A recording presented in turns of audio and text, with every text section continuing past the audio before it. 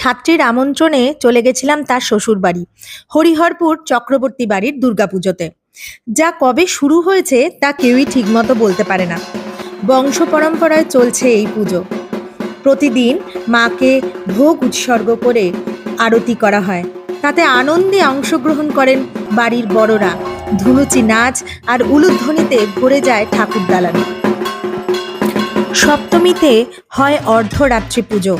ওই দিন এখানে শশা বলি দেওয়া হয়ে থাকে। সকলে মিলে আনন্দে একেবারে আড্ডায় মেতে ওঠে প্রত্যেকটা দিন। নবমীতে হোমযজ্ঞ হয়ে পুজো শেষ হয়। দশমীতে হয় কাদা খেলা। ওই কাদাই বাড়ির বড়দের পায়ে দিয়ে আশীর্বাদ নেয় ছোটরা। সবশেষে মাকে বিসর্জন দিয়ে স্নান করে পুজো সমাপ্তি।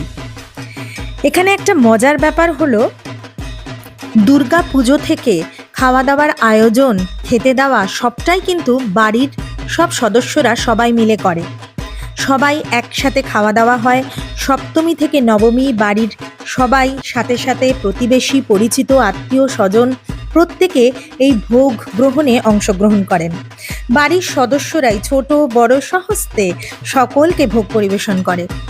ভোগের মধ্যে উল্লেখযোগ্য হলো পান্তা ভাত আর হাত অম্বল।